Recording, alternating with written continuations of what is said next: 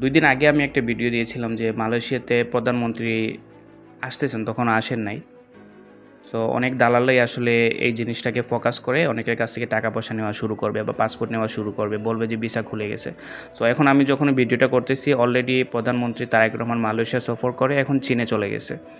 So মালয়েশিয়াতে যে চুক্তিগুলো বাণিজ্যিক কিছু চুক্তি হয়েছে, আর বিশেষ করে এই যে কলিং ভিসা খোলার ক্ষেত্রে তারেক রহমান যেটা বলছিলাম ওইটাই হয়েছে, প্রধানমন্ত্রীকে রিকোয়েস্ট করছে এতটুকুই।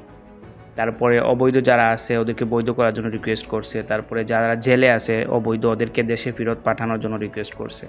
সো এইখানে আসলে একটা রিকোয়েস্ট কাজে লাগতে পারে, যেটা হইলো কলিং ভিসার, এবং আরেকটা লাগতে পারে যারা জেলে আছে বাংলাদেশি অবৈধ ওদেরকে হয়তো দেশে পাঠানোর ক্ষেত্রে যেহেতু প্রধানমন্ত্রী এসে এই কথাগুলো বলে গেছেন, সো কিছুটা অগ্রগতি হতে পারে।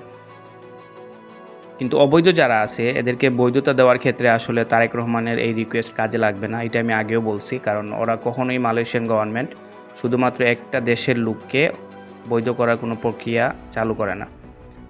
ওরা তখনই এটা চালু করবে যখন ওরা নিশ্চিত হবে যে পুরো মালয়েশিয়াতে যতগুলো দেশের অবৈধ আছে সবাইকে ওরা বৈধতার সুযোগ দেবে, ঠিক তখনই বাংলাদেশিরাও সুযোগ পাবে। কিন্তু শুধুমাত্র বাংলাদেশের জন্য যে প্রধানমন্ত্রী রিকোয়েস্ট করছে এরকম কিছু হবে না।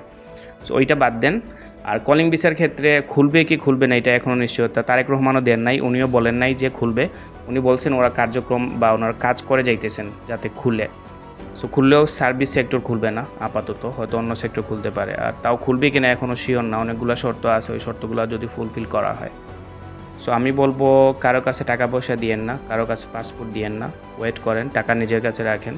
নিউজ চ্যানেল যেগুলো আছে ইউটিউব চ্যানেলের খবর না দেখে বড় বড় যে নিউজ চ্যানেলগুলো আছে ওইগুলোতে দেখেন, কি নিউজ দেখেন, তারপরে কনফার্ম হয়ে তারপরে টাকা পয়সা দিন, তার আগে কোনো লেনদেন করেন না।